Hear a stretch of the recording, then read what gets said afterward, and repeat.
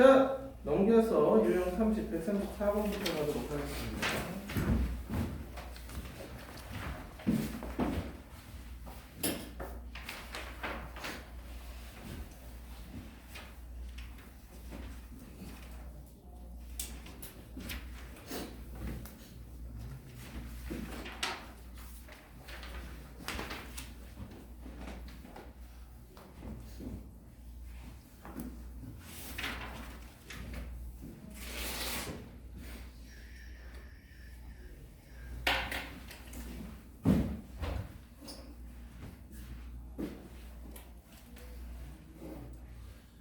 자, 유형 30 같은 경우는 이제 나와 있는 조건 가지고 어떻게 잘 해석하느냐.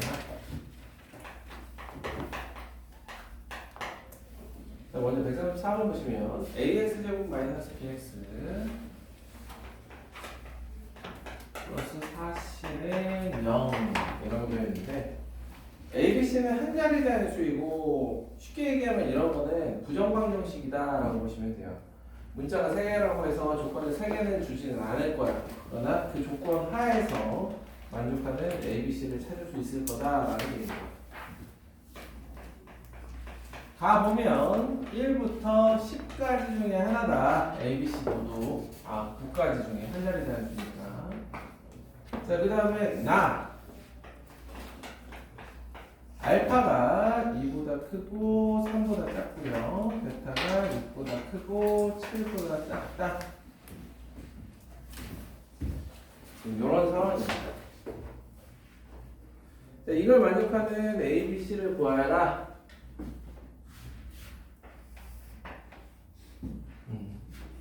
자, 이거는 어떤 방향으로 갈 거냐 이건데, 자, 만약에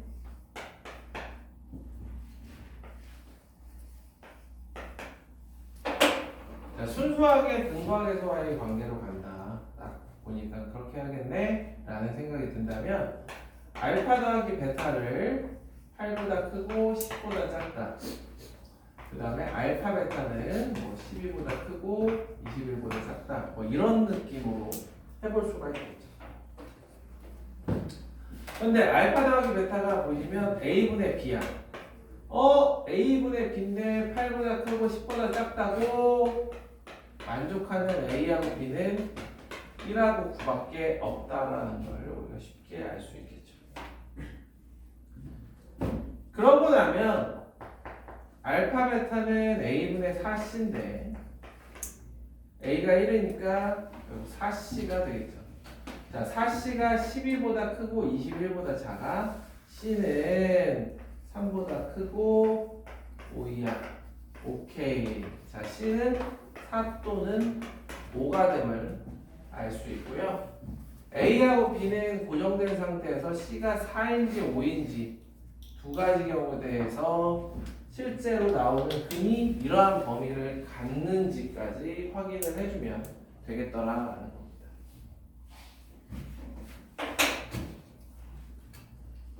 자, 두 번째 접근 방법은 어떤 얘기를 해주려고 했냐면 ax제곱 마이너스 bx 플러스 4c 자체를 fx라고 놨을 때 우리가 함수의 개형을 그려보는 거죠. 2, 3, 4일을 뚫고 6, 7, 4일을 이렇게 뚫고 지나가기 때문에 여기에서 각 함수 값의 부호, 즉 f2가 0보다 크고 F3이 0보다 작고 다시 F6이 0보다 작고 다시 F7이 0보다 크다 라고도 해볼 수 있지 않겠느냐 정도예요. 난이도를 생각해보면 왼쪽 방법이 훨씬 쉽습니다. 왜냐하면 출제자 의도 자체가 왼쪽이거든. 가조건은 무조건 저렇게 이용해서 A하고 B를 빨리 구하고 시작해라 이거라고 보시면 돼요. 그래서 오른쪽은 그냥 이렇게도 해볼 수 있지 않겠냐 라는 거지 이렇게 하라는 건 절대 아니다라는 거.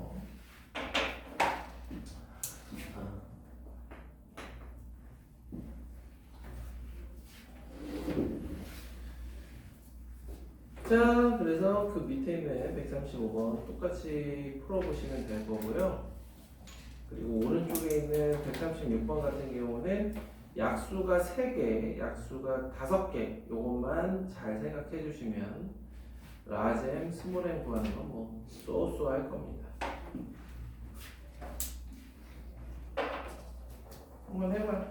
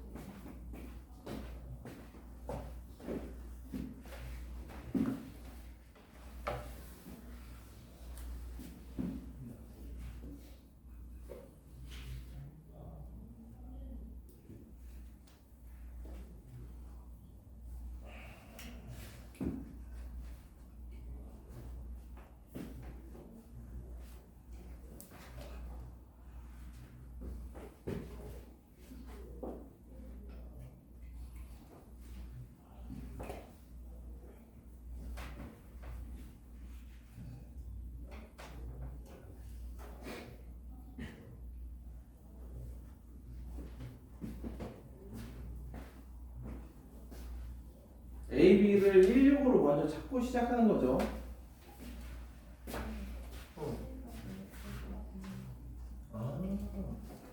그냥 사이트랑 올 때 실제로 어떻게 보면 그래프를 그리거나 아니면 그림을 보여보면 이 범위가 되는지 확인을 해야 되거든요.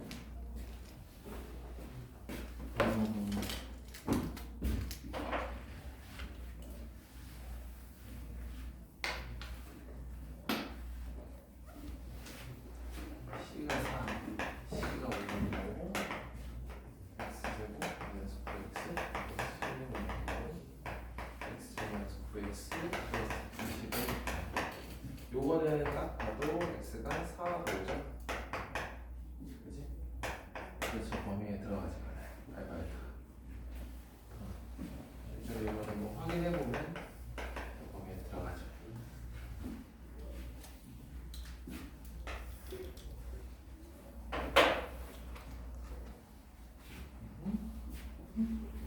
이런 것들이 명제죠, 명제. P면 Q이다 성립하지만 Q라고 해서 꼭 P가 성립하는 건 아닙니다.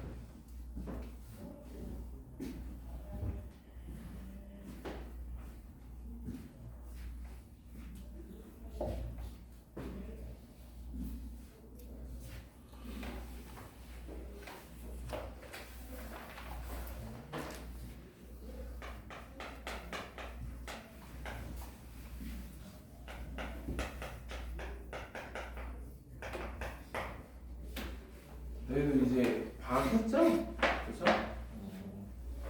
어떻게 평일에 그 되는 쌤이랑 아침에 수업은 할만해요? 아침에 나오는 거? 그거에 익숙해져. 여름 때에도 아침에 나오게 될 테니까.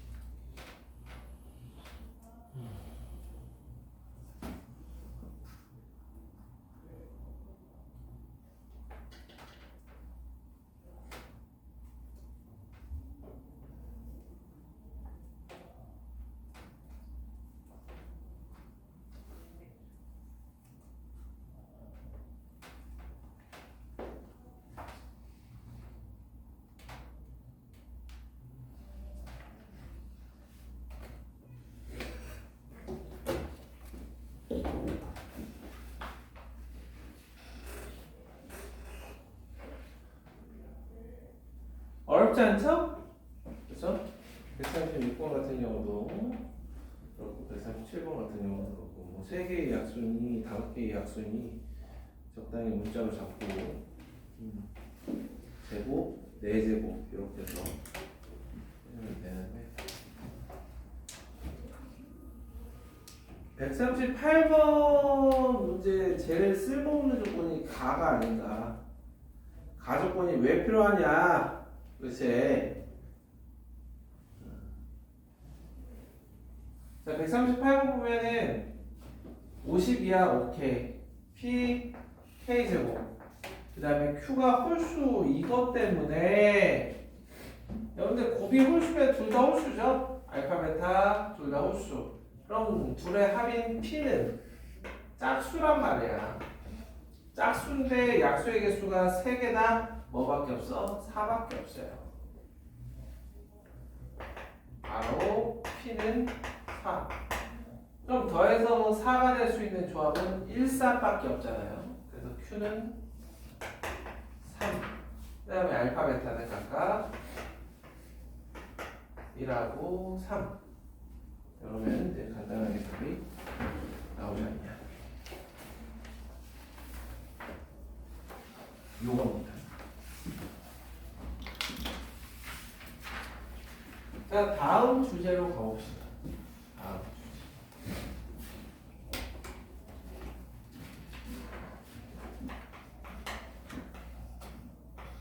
다항식 fx에 대해서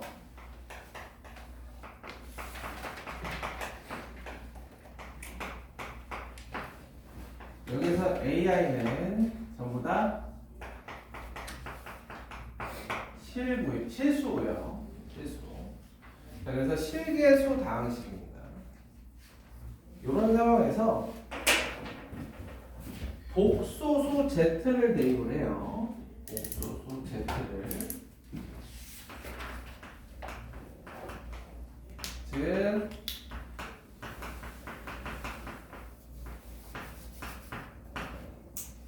는 0이야.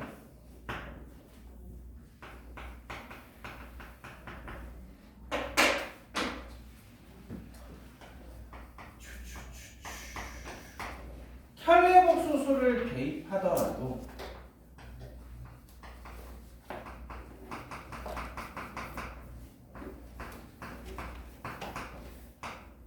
얘는 주어진 식 이거에다가 통째로 혈례복소수를 씌운 거기 때문에 즉 0의 혈례복소수 씌워봐야 0이 되겠죠. 자, 그래서 다항식에 복소수 z를 대입했을 때 0이 나오면 z에 혈례복소수를 대입해도 0이다. 이게 결국에 2차 방정식 ax제곱 플러스 bx 플러스 c는 0에서 a, b, c가 실수이면 한근이 z일 때 여기서 z는 허수. 그럼 나머지 한근은 z의 혈례복소수다 라는 얘기를 하는 거죠. 이게 우리가 중등 과정에서 할 때 했던 게 ax제곱 플러스 bx 플러스 c는 0에서 a, b, c가 유리수이면 x가 만약에 m 더하기 루트 n의 해가 된다면 여기서 루트 n은 무리수이고 m은 유리수일 때 나머지 한근은 m-루트 n이 된다. 요 얘기가 이제 복소수 버전으로 들어가는 거죠. 그죠?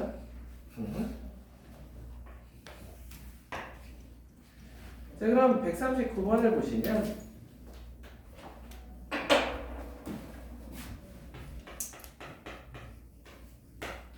2차 방정식의 한 헉은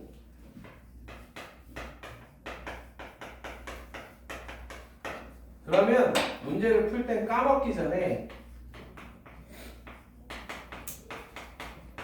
이거부터 체크하고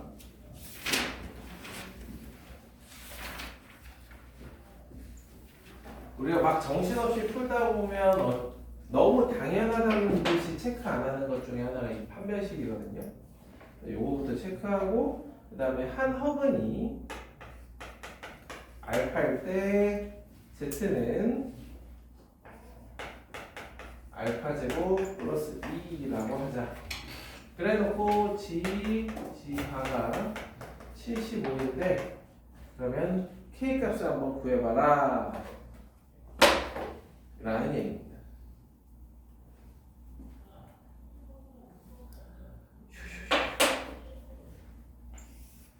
자, 이런 상황에서 우리는 또 하나의 실근은 알파바임을 인지하고 알파 더하기 알파바는 5 그리고 알파와 알파바의 곱은 k. 그럼 얘 보면 이 75는 g바 알파 제곱 더하기 2와 알파 제곱 더하기 2의 편례 복소수. 그럼 알파 제곱 더하기 2와 알파 바의 제곱 더하기 2로 이렇게 바뀌게 되겠죠. 그래서 얘를 전개해주면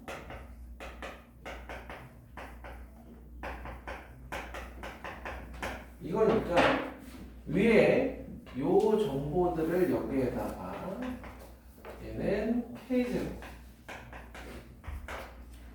제곱 더하기 제곱 얘네들은 5의 제곱에서 k를 2배 뺀 마지막으로 이렇게 75는 블라블라 정리해주면 54예요. 따라서 k는 7과 마이너스 3 이렇게 나오겠지. 이런 식으로 두 개를 나오게끔 준다고. 그래서 아까 처음에 체크한 저 친구 그래서 k는 7이다. 이렇게.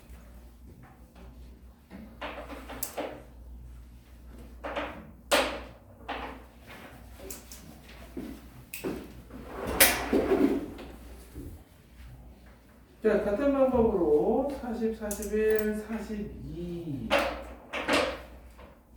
한번 해보세요. 42번 같은 경우는 이게 작년에 이제 체크를 했는데 요 문제가 제가 생각하는 이 문제는 일단은 거기 1, 2, 3, 4, 5번에 해가 없거든요. 풀어봅시다.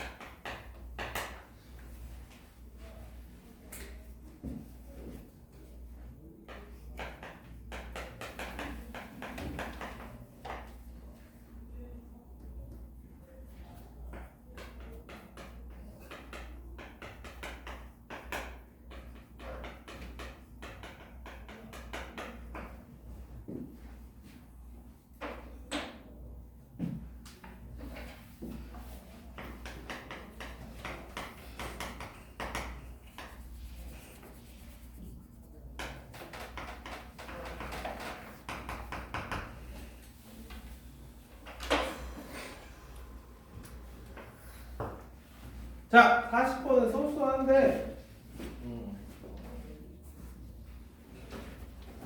42번 잘 봐봐.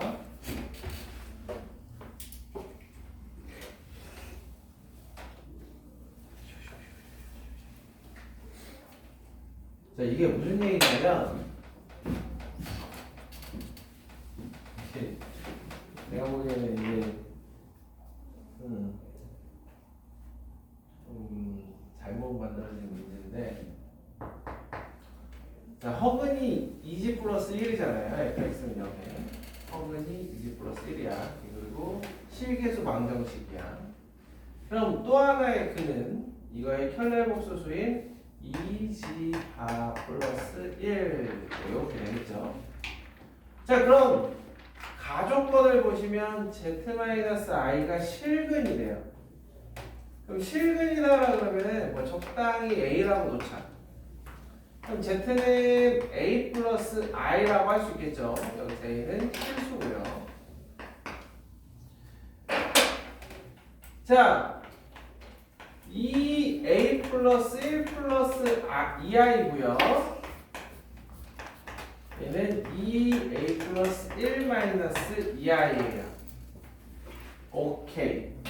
자, fx는 0의 두근이 이렇게 주어졌기 때문에 이걸 바탕으로 fx를 a로 한번 표현해 보도록 하겠습니다. 자, 두근의 합은 4a 플러스 2니까 x제곱 4a 플러스 2x. 자, 둘이 곱해주면 곱은 제곱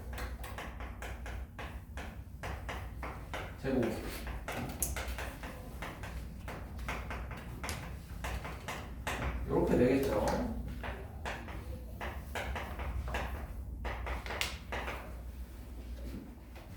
이렇게 맞아? 4a 플러스 4a 플러스 5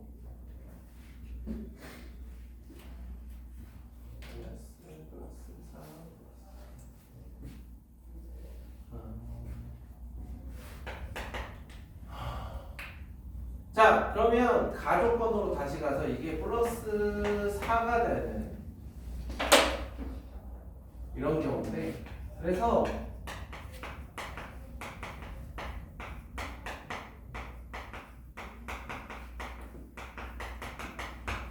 이게 이거니까 요게 나옵니다. 그러면서 A가 이렇게, 왜? 중근이잖아. 중근인데 이거가 실근이니까 A는 마이너스 1이 나오고요. 따라서 아까 두근의 합, fx의 두근의 합은 4a 플러스 2였는데 얘는 마이너스 2가 되더라. 그래서 답은 1번. 뭐였냐면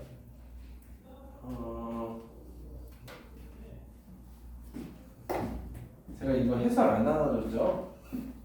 해설 나눠줬나? 안 나눠줬죠?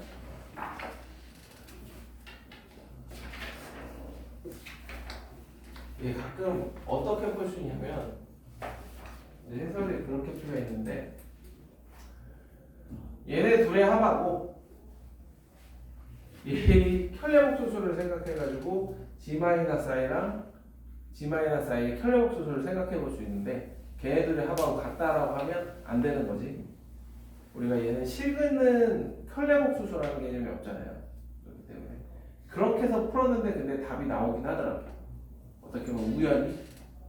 왜? 중근이라. 이게 중근으로 세팅되어 있는 문제라서 우연히 맞긴 해. 근데 이렇게 풀어줘야 된다. 아시겠죠?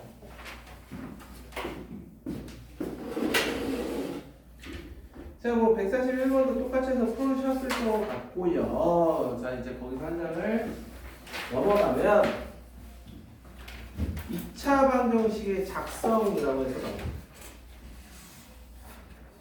그래서 요 유형 32하고 유형 33 한 장 넘겨서 보시면 여기 이제 같은 맥락의 그런 류의 문제들인데 요거 같은 경우는 학교 시험에 무조건 나오죠. 무조건 하나가 나오죠. 내일 만에 그리고 이런 거에 이제 변형된 그런 형태들 보면은 학생들이 잘 속기 때문에 낼만한 유형입니다. 그래서 요거 같은 경우는 우리가 명확하게 이해를 해줘야 되는데 143번처럼 이렇게 분수 형태가 나오든 아니면 뭐 3차가 나오든 이런 식으로 나오더라도 우리는 기본형 자체를 그 fx 안에 알파가 들어가 있다? 그럼 우변도 알파에 관한 식으로 만들어줘야 됩니다. 항상 그게 기본이에요. 그리고 괄호 안에는 알파나 베타에 대한 1차식이 들어가야 돼. 그 이외에 분수식이나 2차식이나 이런 게 들어가더라도 항상 1차식으로 바꾼 다음에 문제를 풀어줘야 됩니다. 거기서 한 장 넘겨보시면은 이제 148부 뭐 요런 라인들 보시면은 알파 제곱이 들어가 있잖아요. 알파 제곱이 들어가 있으면 이거를 다 1차식으로 바꿔서 접근을 해줘야 됩니다. 일단 그게 기본이에요. 그런 다음에 이제 유형별로 이런 문제는 이렇게 변형하고 이런 문제들은 이렇게 변형해서 풀어보자. 이렇게 갈 거거든요. 이해되시죠? 자, 그래서 요거 같은 경우, 요 주말 수업 같은 경우는 요 교재가 다음 주하고 그 다음 주에서 끝날 겁니다. 그렇게 해서 1월이 예쁘게 마무리가 될 거예요. 그러고 나면 이제 2월 달에 새 교재가 요거랑 유형은 똑같은데 문제는 다른 그 책이 하나 나올 거야. 그렇게 해서 2월하고 3월 잘 준비를 하고 나면 4월 중순쯤부터 이제 시험 기간이니까 거기서 중간고사 잘 치르면 여러분들 이제 행복한 어린이날을 보낼 수가 있겠죠. 딱 그 스토리. 그래서 중간고사를 잘 치른 다음에도 여러분들 이제 좀 방심하시면 안 됩니다. 기말고사에서 정말 좋은 성적을 받아야 하거든요. 자칫하면 여러분들 삐끗할 수 있으니까 방심하지 마시고 그때 딱 어린이날 그 시기가 여러분들의 어떻게 보면 1학기 성적을 결정하는 시기가 될 겁니다. 아이고. 자, 그래서 오늘은 요거까지 하고 10분 쉬었다가 전각부터 시험 보도록 하겠습니다.